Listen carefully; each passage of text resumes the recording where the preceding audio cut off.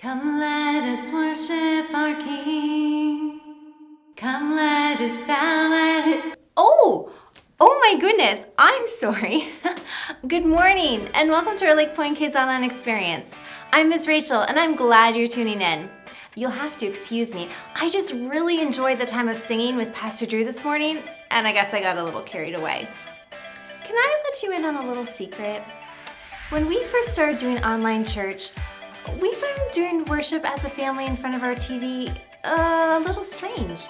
We felt a bit awkward around each other. We were all kind of shy to sing in front of each other and we were all pretty serious. But we realized that if we want to change that, well, then we had to do things differently. And so we did. And now that time of worship is one of the best parts of our Sunday. First, we push our coffee table out of the way so we have lots of room. Then we crank up the music really loud. And then we just have fun. We dance, we jump, we clap, we snap our fingers. We even had someone standing up on the footstool one day and fist pumping in excitement, but I won't mention names. Sometimes we hold hands or lift our hands or play a simple instrument or close our eyes. Sometimes we've been all dressed up and sometimes we've worn our PJs. I realize that isn't exactly the way we worship when we're all together at church, but that's okay. We are excited that God loves us. We are thankful that He sent Jesus. We are grateful for His many blessings, and we can celebrate this together as a family in lots of different ways. I hope you are making your worship time special with your family too. We started a new theme last week. Can anyone remember it? Well, let me give you a clue. Can you guess what it is? It's focus, that's right. Focus is important. Think about focus in regards to your eyes. If you can't focus properly with your eyes, things will be blurry and fuzzy, and you may need glasses to help. Or what about focusing with your mind? Have you ever been told to pay attention and focus? Without focus, it's harder for you to remember things, problem solve, make decisions, and learn. Now, how does focus fit in with our relationship with God? Well, when we focus on what we do know about God, we can trust what He says is true about the things we don't really understand or can't see. Doing that, believing in what you can see by trusting in what you can see, is called faith. And we are going to unpack that for the next few weeks. So to sum it up, faith is trusting in what you can't see because of what you can see. I'll count to 3 and we'll say it together. 1, 2, 3. Faith is trusting in what you can't see because of what you can see. Even though I can't see or understand everything about God, there still are a lot of things I can see and understand about Him. And so because of that, I can trust Him with what I don't know or can't see. There are lots of ways to see and understand God: by looking at His creation all around me, by reading His words in the Bible, by sensing His love and peace and strength in my life, by His response to my prayers, and more. When we focus on what we do know, we can put our faith in what we don't know. Remember last week we talked about what we would say to someone who thought that the wind wasn't real because they'd never seen it? We would quickly point out that we can see the effects of the wind. Flowers swaying in the breeze, umbrellas being blown inside out. We can also feel the wind. Feel it keeping us cool on hot days or lifting the hat right off our heads. We can hear the wind, the whistling through our windows on stormy nights, and we can also hear other people talk about the wind, everyone from our parents and teachers to the weather forecaster. Just because we can't see the wind doesn't mean it's not real. We've learned about the wind, seen the effects of the wind, heard the wind, and felt the wind, and that's given us enough proof even though we haven't seen the wind itself. Faith is kind of like that, trusting in what we can't see because of what we can see and what we have experienced, felt, or learned. And we're going to talk about faith all throughout June and July because there's just so much to learn about it and how it can affect our lives.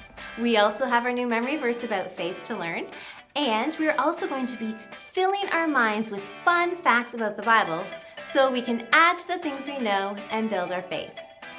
A big thank you to everyone who sent me a picture of them with their Bibles. It was clear to see that there are lots of different styles and sizes and types of translations of Bibles. And even though they may look different or use different words, The message they share stays the same. Today, we are going to see how well you know your numbers. Now, the goal of this game is to have everyone with you guess the correct number to the question I ask.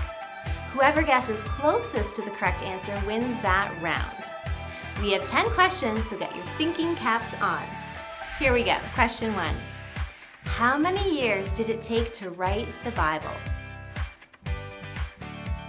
It took around 1,500 years. Whew, that's a long time. Question 2. How many authors or different people wrote the Bible? There are about 40 different authors who wrote the Bible, although remember, they were all inspired by God. Question 3. How long is the longest chapter in the Bible? The longest chapter, which is Psalms 119, has 176 verses in it. Question 4. How short is the shortest chapter in the Bible? The shortest chapter is Psalms 117, and it only has 2 verses in it. Question 5. How long did the oldest man in the Bible live? The man's name was Methuselah, and he was mentioned in the book of Genesis. And get this, he lived for 969 years. Whoa. Question 6. How many commandments did God give to Moses on the pieces of stone? 10. That's why we call them the 10 Commandments. Question 7. What was the age of the youngest king in the Bible? King Josiah was only 7 years old when he became king. Whoa! Do you know any 7-year-olds who you think could be a king? Question 8. How old was Jesus when he started his ministry, going out and teaching and preaching and performing miracles? Jesus was around 30 years old when he started his public ministry. And question 9. How many disciples did Jesus have? Well, Jesus had 12 disciples, but after Judas betrayed him and died, another man, Matthias, took his spot. So I guess you could say 13 too. And our last question. Our verse of the month is found in Hebrews. What chapter and verse? Well, it's Hebrews 11, verse 1. And speaking of our verse, let's remind ourselves of what it says. Faith is being sure of what we hope for. It is being sure of what we do not see. Hebrews 11, 1, nerve. So that means we have confidence in who we believe in, God, what He says through the Bible, and what will come, heaven. We can't see it all, but we can trust it all to be true. Okay, now let's rehearse the verse.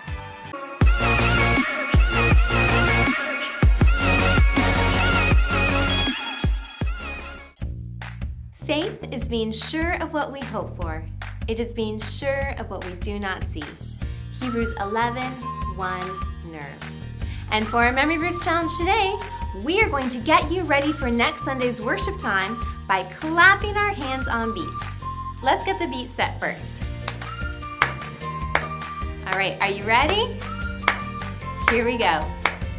Faith is being sure of what we hope for. It is being sure of what we do not see. Hebrews 11, 1, nerve. Nice work. Now we're going to say our memory verse while doing a drum roll. So find a table or a chair or the floor and get ready to drum roll. And go! Faith is being sure of what we hope for. It is being sure of what we do not see. Hebrews 11, 1, nerve. Great! Now, why don't we pretend to be one of the guys on stage while we say our verse one last time? Maybe you want to pretend to play the piano like Pastor Drew, or the drums like Riley, or the guitar like Greg. All right, on your mark, get set, go! Faith is being sure of what we hope for. It is being sure of what we do not see. Hebrews 11, 1, nerve. Now faith. How do we describe it again? Well, faith is trusting in what you can't see because of what you can see. And our bottom line, or our focus point of today, is knowing Jesus changes the way you see everything. Let's say it together. 1, 2, 3. Knowing Jesus changes the way you see everything. What do you think they mean by that? Like, Will knowing Jesus suddenly make your eyes work better so you can see in the dark or have x-ray vision? Well, we have part 1 of a Bible story today to check out, and it's actually a story we talked about a few weeks ago. Let's see if you remember it as we check it out on the So-and-So Show. All right. Scalpel. Scalpel.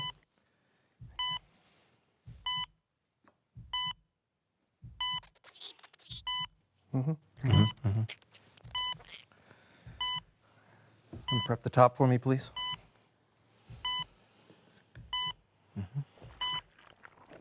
Prepping the top. Top is prepped. Prep the base. Prepping the base. Base is prepped. Tweezers. Tweezers. Here's where it gets really delicate.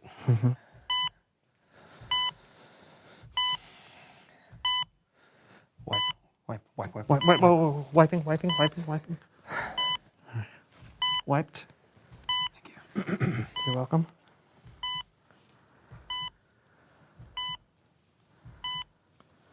All right, close it up. Closing it up.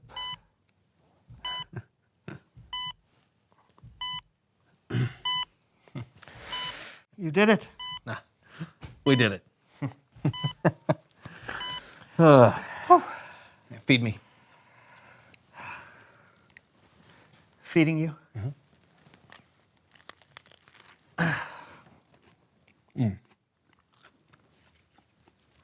It's good.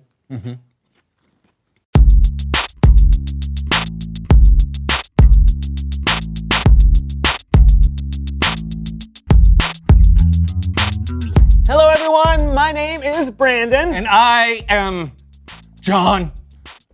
This is the So-and-So Show. Buddy, you okay? Oh, I'm fine, Brandon. I'm focused and no one's gonna catch me not focusing. Oh, what was that? Did you lose your focus? Man! Okay, I'm gonna do better this time. Why, John? Brandon, I have struggled with being able to focus my whole life. Are always things competing for my attention. Yeah, like having guests on the show? Yes, exactly, like having a guest on the show. It totally breaks my concentration. It's time for someone who knows stuff.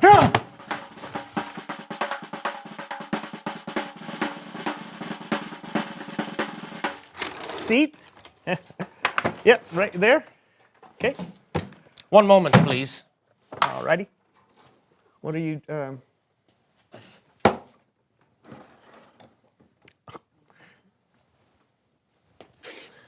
Hello. Guten Tag. How are you both? We're focused. We're good, Hans. Thank you so much. Can you tell everyone who you are and what you know? Hello. My name is Hans Decibel. I am an audio engineer with a recent interest in Foley artistry. And what is that exactly? I am so glad you asked this question to me. Thank you. Many of the sounds we hear in film and in television are not recorded live, but are inserted after the fact by a Foley artist. Oh, that's very interesting. So Yeah. if I'm watching a movie and I see someone walking up some creaky stairs, the stairs don't actually have to be creaky. They can be added later by a Foley artist. The creaky This sounds. is correct. Wow, that's cool. What's in the suitcase? I have brought with me here today a selection of audio properties that I use in the creation of my sound effects. I will now make the sound, and you will guess what is the sound. Oh, so it's like a game. Yeah. I have brought blindfolds. Oh, man. Okay. All right. Here, put it in my hand. I'm not going to look at them. Okay. Okay, I All guess right, it goes like that. Okay. Oh, this makes it really hard to focus. Okay, John, you can focus with your ears too, you know? Oh, yeah. That's right. Just listen. That's right. All right. All right, right. Okay, ready. Very good. That's the sound of a suitcase opening. This is correct. He hasn't started yet, John. Whatever, I am focused. Okay. Sound number 1. That sounds like my dog, Brutus, running down the hallway to greet me when I get home from work. Is that you, Brutus? Come here, Brutus. Come here. Aha! I have fooled you. This was not Brutus, but the sound of paper clips on a cutting board. making the tippy-tappy sound of canine claws on laminate flooring. Sound number 2. Oh, that's a horse! This is correct. Number 3. Oh, I know. Oh man, that sounds just like a bird flapping its wings. Whoa, where is it? Sound number 4. Oh, it's so cold in here. Is this snow on the ground?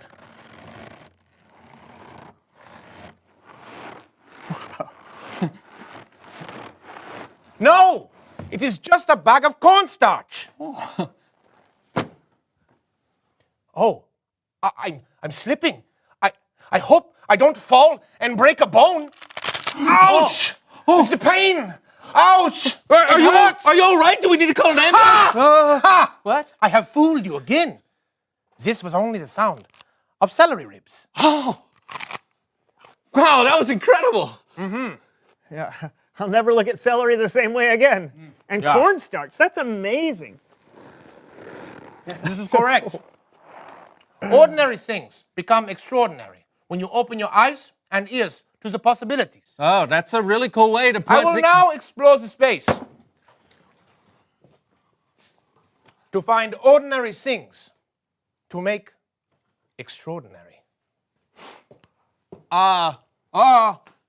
Okay. Think this is a good idea? I'm sure it'll be fine. Oh! What in the world? Ha! Ha! I have fooled you for a third time. By dropping this box of knives and forks on the ground, I made you believe I was destroying your room. It is a good joke. Yes, that's very funny. You know what? I think that's all the time we have. Ha! Ha! Okay, my focus is completely gone now. Then let's get back on track. It's Bible story time with Kellen.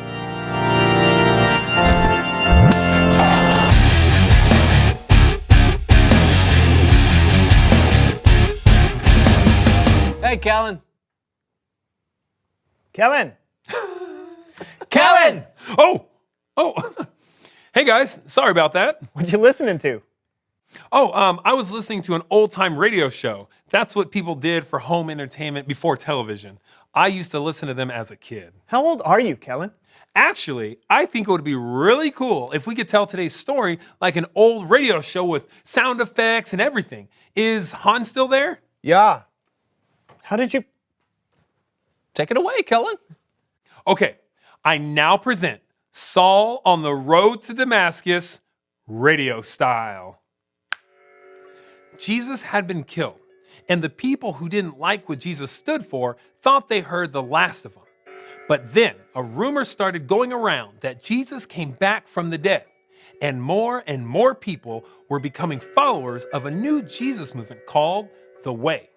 They had to be stopped, and one of the people in charge of stopping them was Saul of Tarsus. I am Saul of Tarsus, and I shall do everything I can to oppose Jesus Christ of Nazareth. You there? Who? Me? Yes, you. Are you a follower of the Way? I am. Seize him! Saul went from place to place to find Jesus followers and have them put into jail. And even put to death. Saul asked permission from the high priest to travel to other cities so he could arrest even more followers of the Way. And that's why Saul was traveling on the road to Damascus.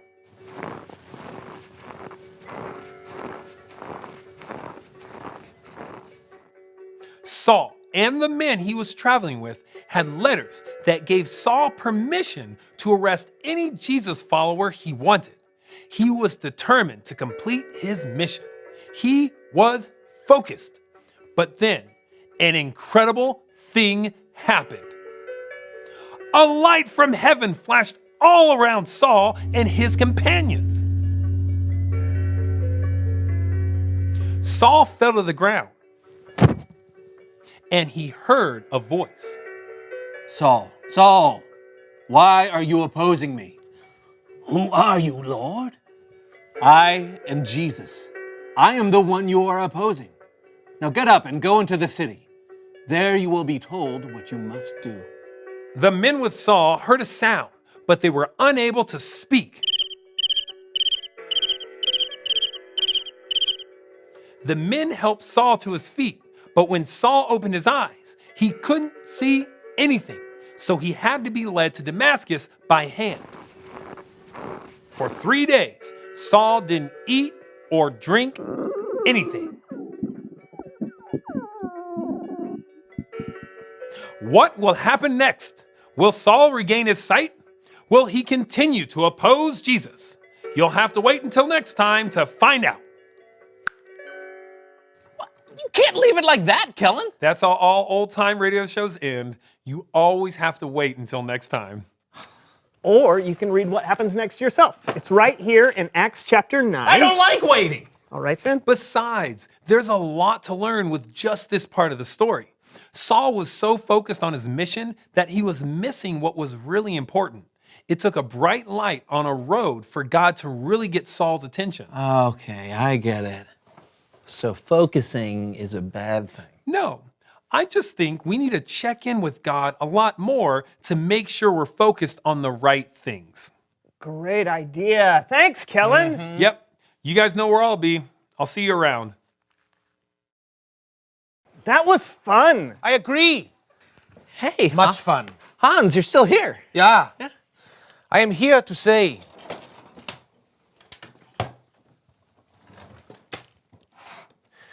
reveal the question. Maybe a little more energy. Reveal the question! That worked. Yeah. The question of the day is, how does God try to get your attention? Hey, that's a good question. You know, he's never appeared to me in a bright light, I can tell you that. Me either. Hans? Yeah. Many times. How does God try to get your attention? Is it like a small voice inside you, or a big crack of thunder, or is it something we've never thought about? Talk about it together. Yeah. Sound waves. So mysterious. You're telling me. Hey, we'll see you next time on the So-and-So Show. Is that me? Yeah. Oh, all right. Brandon, do you know what today is? I do, John. What is it's it? our 150th episode! It's true! 150 episodes! That's right! So let's celebrate! Hey, count down with me, everybody. Come on, ready? 10, 9, 8, 7, 6, 5, 4, 3, 2, 1. Happy! I'll see you next week. Yeah.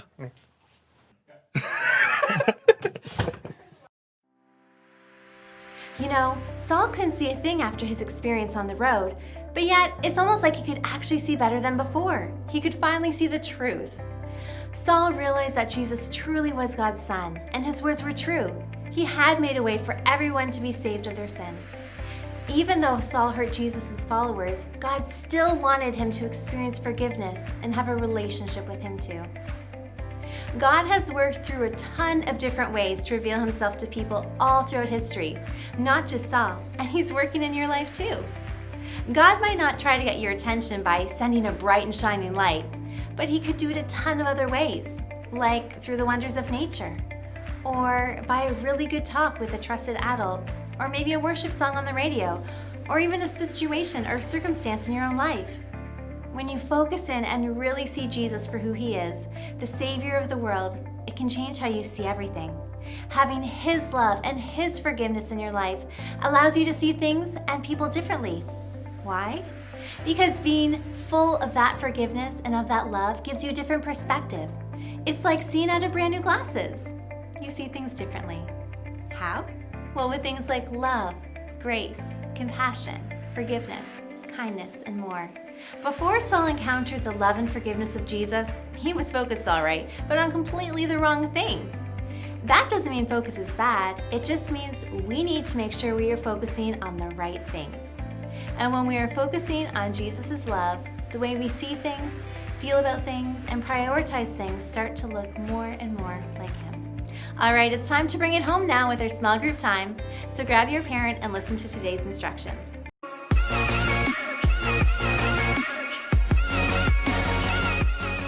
First off, we are going to see the difference seeing can make as we write out our memory verse when we can't see versus when we can see. So have your parent blindfold you and write out your verse on a piece of paper. No peeking. If you need help remembering the words, your parent can say them to you. Then take off the blindfold to see how you did.